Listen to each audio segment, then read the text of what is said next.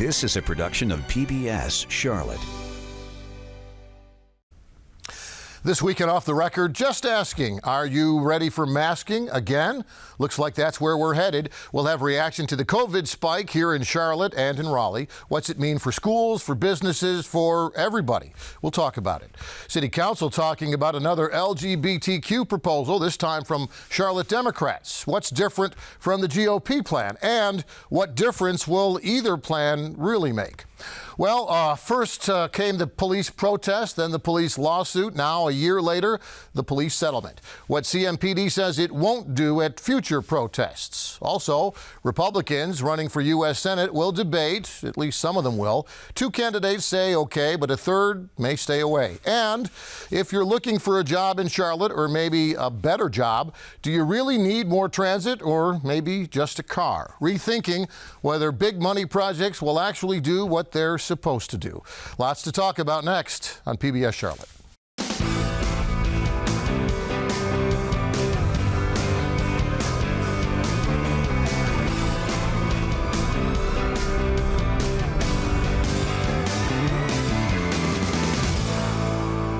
And from our PBS Charlotte studios in historic Plaza Midwood, I'm Jeff Sonnier, and we're off the record, talking about the stories you've been talking about this week. And if you watch the news, read the news, and listen to the news, well, you'll recognize the names and faces around our virtual table. Mark Becker from WSOC-TV, Danielle Shumtob from Axios Charlotte, Eli Portillo from UNC Charlotte's Urban Institute, and Steve Harrison from WFAE. You can also join the conversation from home. Just email us your questions and comments to offtherecord at WTVI.org. Well, kind of a mixed message we got from the governor late this week. He's letting the mandatory rules that have been in place regarding masks to expire, but he's also recommending that everybody start wearing a mask again. I guess that's where we should start, since this theoretically could affect all of us, just like it did back in the early days of COVID. Anyone want to take first crack at where we are right now on masking and the whole COVID spike? Not good. Not good. Numbers going the other way. 3,200 plus on Thursday, COVID positive, first time in months it's been that high. And one of the other critical metrics that people look at is hospitalizations, because you can have people who get the virus. Many people, fortunately, aren't serious, but hospitalizations back up over 1,000 for the first time in months, going the wrong direction. So the governor is stepping into this situation and feeling, the CDC is doing an about face for the most part. And I think the governor is walking this very fine political balancing high wire here. He's saying, please wear a mask, but you don't have to, but please, basically, right? Yeah, it feels in some ways very reminiscent of the early days of the pandemic to me, where we had advisories, we didn't have mandates, we were being told things, like wearing a mask and social distancing are very important, but kind of counting on people and businesses to make their own decisions about how to do it. I know mask mandates obviously are a political issue now, but love it or hate it, it was at least very simple when it was mandatory. You could just say, these are the rules, everyone is supposed to follow them. Now we're back in this space where, different employers are going to have different rules, different counties, different states are having different rules. And, it's really kind of feels like we have moved backwards to last spring and summer in terms of where we are right now. And it's a really interesting. I think, of course, Go ahead, Danielle. No, it's okay. It's a really interesting contrast from the opposite that's happening with vaccines, starting off as incentive programs and lotteries, and now sort of slowly transitioning to requirements for, state employees in North Carolina in some cases, and also, other states as well. And so it's been interesting to see that while, vaccines have slowly become more and more the stick approach rather than the carrot, the opposite is happening with masks. We were having them be required, but now we're sort of just suggesting it. Well, I was going to say, Jeff. Go ahead, Steve. Oh, I was just going to say, during the surge The only piece of good news, if you can call it that, is that kind of nationwide, the number of people getting vaccinated has started going up again. I do think people are probably responding a little bit to their own self-interest. They're seeing people get sick. They're seeing people go to the hospital. And so I think this surge is increasing, not a lot, but it is increasing the number of vaccinations in a way that those lotteries didn't really move the needle. Right. So I think there's a lot going on between people seeing the numbers and these mandates that are starting to come down on getting the shot. Go ahead, jump in, Mark. Yeah, I'm sorry. I keep forcing my way through, but I think the difference here is, and Eli talked about going back to last year, the difference is the vaccine. And I think more and more political figures and others are saying, look, it's about the vaccine, folks. The masks certainly are proven to help, but the vaccine is the real critical piece here that I think is being pushed. And the governor, again, pushed that yesterday. But it's something that, we have out there as not only a tool, but really as a huge weapon. And that's why you're seeing companies now forcing people to either get the vaccine or go through this rigmarole of weekly testing. It's from the NFL to the hospitals to everybody else. I mean, it's just sort of become the norm. Yeah, another part of what the governor said this week, not just about recommending everybody wear a mask, even though there's no mandate that you wear a mask. He's mandating that almost, 55,000 state employees who work for state agencies that answer to the governor and the executive branch of state government, they will have to get vaccinated. It's going to be a requirement. Otherwise, they're going to have to wear a mask and go through weekly protocols. Obviously, he's setting an example. He's asking private employers to do the same. But this comes as a lot of employers are bringing folks back to what was supposed to be business as normal. Again, I don't know if we want leadership or flexibility here. You almost want someone to lay out the rules for you, but by the same token, when everyone's got different rules, it kind of makes everyone wonder, what's really the best way to fight this latest spike of the virus. That's the confusing part, I guess, from where I stand, at least. Yeah, I think we are definitely going to see more mandates, and that might help move the needle in terms of, once the federal government has this in place, the similar regime to what Cooper was saying, the U.S. military announced that they're going to follow the same rules. These are major institutions that tens of thousands and ultimately millions of people work for. So I think that, a lot of people who are maybe hesitant for political or personal reasons, or don't have information, or, maybe just don't feel comfortable with the vaccine, as they start to see more and more people do this with few side effects, I think that will help. And, frankly, it's a huge push if your employer says, get the vaccine or take a walk. Most people are going to get the vaccine, especially once they see, the U.S. military is not going to give a vaccine that decreases their combat readiness. So I think stuff like that might start moving the needle a lot more than ideas like the extra $100 incentives that President Biden proposed this week. Yeah. Yeah, it's some of the other, I mentioned the state thing. I know that Mecklenburg County is going to require their health department employees also to get vaccinated or to wear a mask and get the weekly protocols.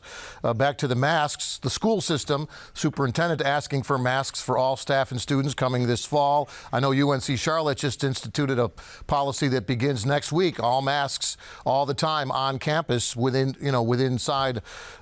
buildings. Do you think we'll be back at some point to the mandatories? I know we kind of talked about where we were and where we are, but are we headed back to the other direction, or do you really feel like we're going to have the flexibility, department by department, employer by employer, to decide this thing? I mean, that's we're kind of used to the mandatory stuff, but getting used to this different plans for different people is confusing, if nothing else. I think it's going to be difficult. I mean, we never know how high the cases will go, right? We could move into the 10,000 a day, and that can change everything. Yeah. But if we stay in this kind of area where we are now at 3,000, 4,000, 5,000 a day, I think it's going to be difficult for the governor to call for a mandate. And you look locally at Mecklenburg County, the health department here has really for more than a year followed exactly what the governor has said. And there doesn't seem to be a lot of political appetite to go against the grain of what Cooper's saying. So I think for now, no. But again, like I said, if cases really increase, maybe something different. You hope they don't increase because you really don't want to get back to where we were. But again, I guess it's that tipping point we talk about on a lot of different stories. How bad does it have to get before we have to go back to where we were? In the meantime, it is confusing. We got a lot of mixed messaging going on out there, but it changes every week, and it certainly gives us something to, I guess, talk about every week. And I'm sure we'll be talking about it again next week. Let's change gears a little bit and talk about City Council and their discussion, or their upcoming discussion, I should say, of new rules regarding LGBTQ. We heard from the Republicans a couple of weeks ago. Now the Democrats have a plan that's similar, but we're going to really hear a lot about LGBTQ in the next couple of weeks on City Council. Someone want to bring us up to speed on what these plans mean, how they differ from what we've had in the past, and where the red flags are in terms of flashpoints and possible controversy and debate over this?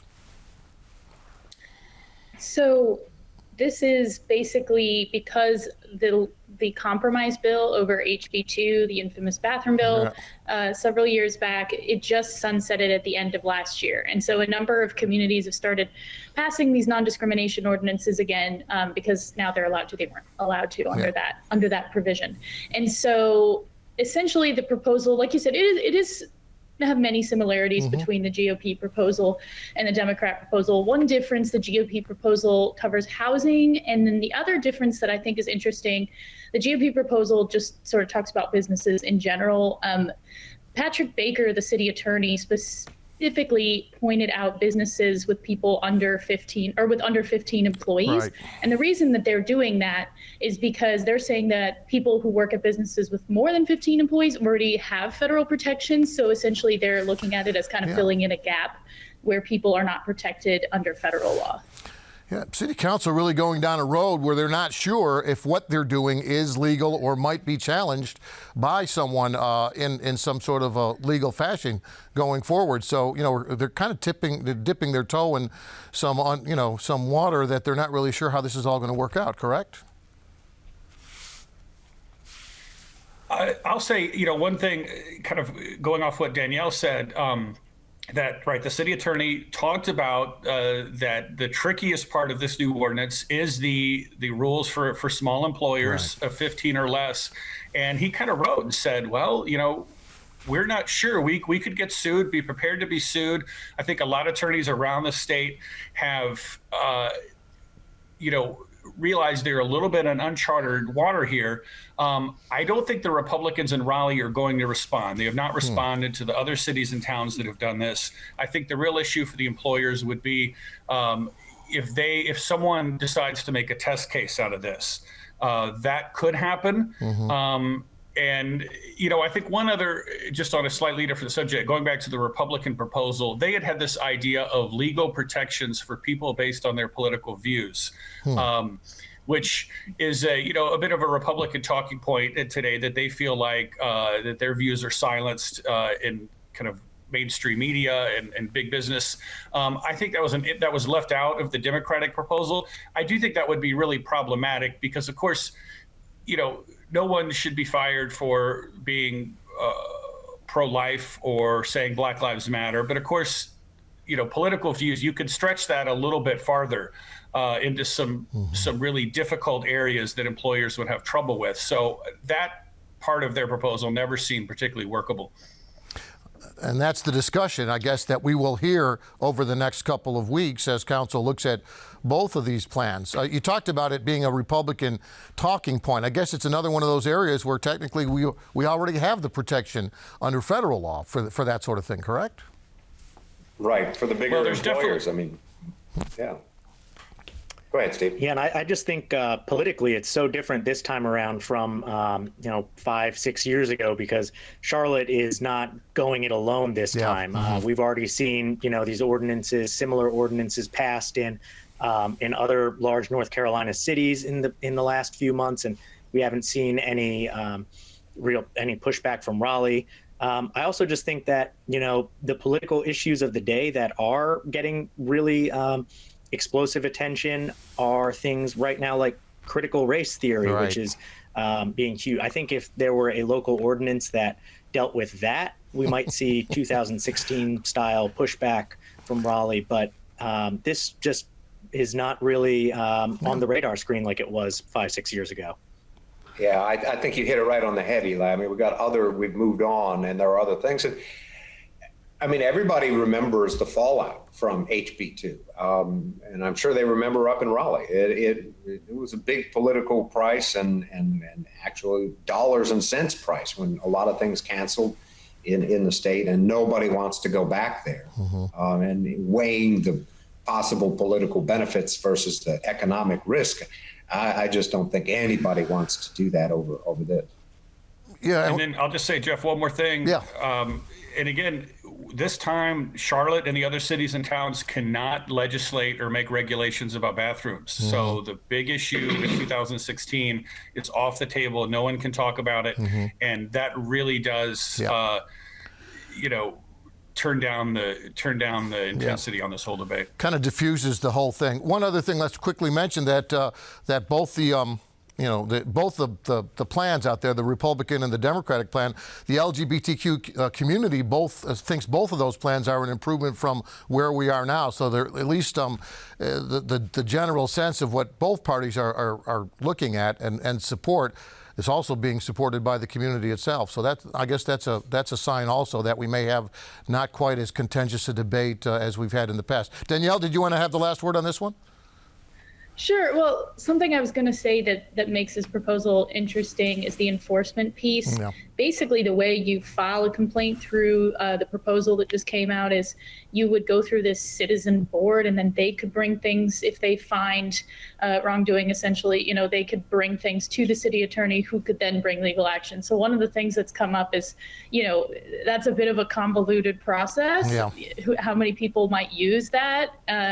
So I think that'll be an interesting piece to see as well. Yeah, I guess that's the other big question. How much change will these policies really result in once they're passed? Whichever plan does pass, and obviously one will pass, how much change will that really represent in the community? Again, the LGBT community likes what they see so far, and we'll find out what council likes as we proceed on this process over the next couple of weeks. Supposed to discuss it next week and then have public input and possibly a vote the week after. So again, a topic we'll be revisiting over the next couple of shows, I suppose. Charlotte Police settled with protesters over last summer's protest, Black Lives Matter's protest. I know police departments made some changes. This kind of puts the force of law behind those changes, right, Mark?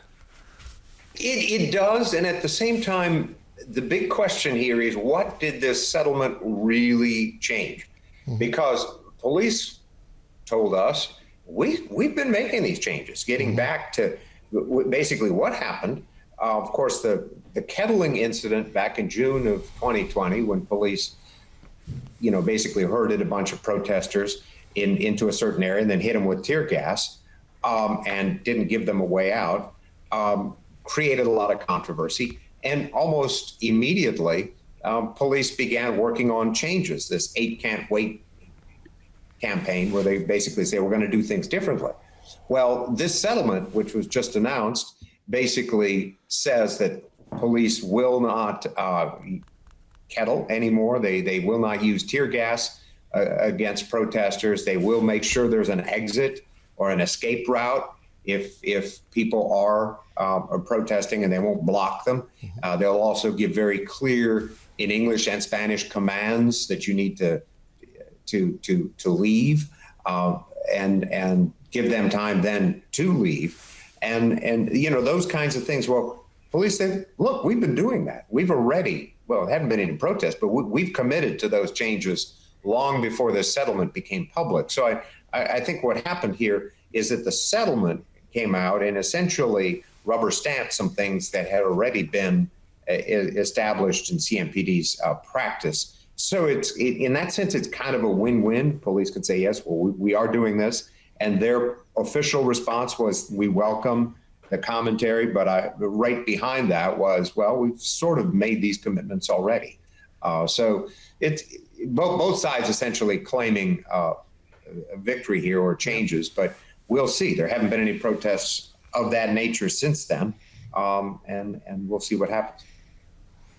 Yeah, and all these changes, while they may be part of what CMPD is already doing, again, we have a settlement now that's covered by the lawsuit for at least 4 years. So if they don't follow their own policies, or if they try to change those policies, they really don't have that option under this lawsuit or under this settlement, correct? Right. I mean, it essentially codifies it, right? Yeah, puts it in print. But I think CMPD will say, look, we've committed to these already. Yeah. Steve, one other local government thing that I know you've written about recently and reported on, the transit plan has a lot of goals. Obviously, moving people, spurring development. They also talk about it as a tool with economic mobility, but I know you've done some reporting regarding whether it's the most effective tool to put people who need work together with where the jobs are. You want to talk a little bit about that and response from City Hall regarding your questions? Yeah, so, if we go back 20 years ago when the transit tax was first approved back in the late 90s, really it was all about, the main thing was reducing congestion. There were some other benefits about connecting people with employment and environmental benefits, but the main thing was a congestion thing. We move now into 2021, and one of the big talking points you hear most is economic mobility because of the 50 Mecklenburg County ranking 50 out of 50 in terms of economic mobility. And so you hear so much about the transit plan is this way to connect people with jobs to improve their lives. But there is a bit of growing research around the country that says if we really want to help people at the bottom of the income bracket move up and do better, that having a car is incredibly important. That your own personal transportation makes all the difference in the world. I think probably all of us sitting here at the table can talk about how much we use our own vehicles. And so there is kind of a movement, some academic studies saying that when people have a car, they do really well. They do much better. And so there is talk again, kind of at a very academic level of how can we help people have their own vehicle, and maybe that is a subsidy to help them buy a used car. Maybe that is a pooled system where 2 or 3 people share a car. Again, that leads to a lot of environmental questions and problems because you're putting more vehicles on the road. But I think it's an interesting thing to talk about because if we're talking about economic mobility and 50 out of 50, it's important to think what would help people the most. Right. And when you're spending $13 billion, you would hope that a major portion of that $13 billion would improve the exact situation that you've just described, putting people together who need jobs with where the jobs are. Do you think does this undermine the whole, I'll throw this out to the panel, does this undermine at all, the whole reasoning behind the transit plan, or is it just one side issue that gets discussed as we kind of steam forward down the rails here? I think it really gets to how many things we ask transit to do. Right. Planners will tell you it's about economic development. When you put a rail line somewhere, look at South End, look at north of Uptown, you get billions of dollars of development. But congestion and environmental people will tell you it's about getting cars off the road. Lately, as Steve said, getting people better jobs, economic mobility has been one of the key reasons for this. So we are expecting a lot from transit, and that's kind of the return on investment that we're hoping to get. But, the research Steve has pointed to, and we've talked with some of these experts as well, is really shows, hey, if you only wanted to do one of these things, just help people get jobs, maybe just giving people cars is easier, but you don't get the other benefits of that. So, the development that real estate folks want, the cars off the road that environmental and congestion folks want. So it's all very tied together. And I think we've heard more about the economic mobility piece than any of the other pieces this particular go around, which is why this is a really interesting subject. Mark? Yeah, I mean, I think there are a couple thoughts here. One is you bring the jobs closer to people. I mean, that's been discussed, right? So that you don't have to get on a bus and get on a train, which is hugely inconvenient. If you've ever had to do it, I mean, if I were to catch public transportation from my house, I'd have to catch a bus and then, go to the light rail station, or either that or take the bus all the way, but take the bus to the light rail, which is not terribly far from where we live, and then go uptown, very efficient once you're on the train, but then you've got to go to another bus. I mean, it's an hour and a half commute. So, I think planners are looking at putting jobs closer to people. Is that realistic? Perhaps. I don't know. It's at least a try. The other is transit helps market Charlotte to businesses, to other communities. We have a train system that there is value there in terms of the growth of the city. But I don't know that it really helps the people who need that ride to work. Danielle, we'll give you the last word on this one this week. Go ahead.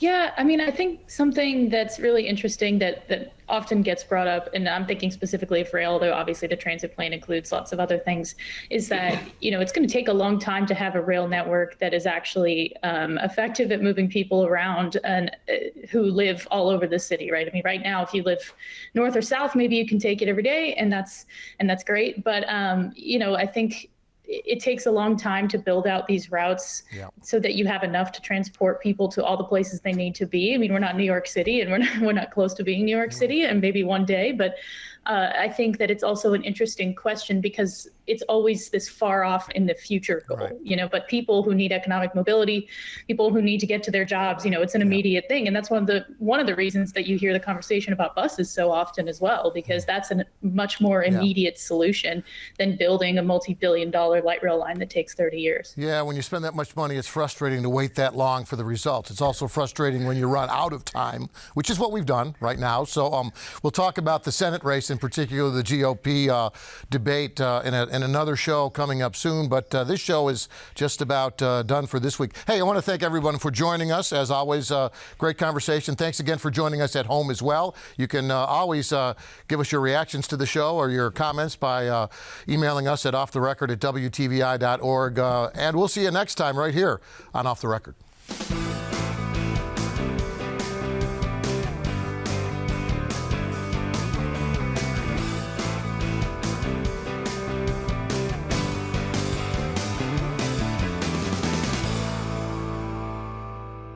A production of PBS Charlotte.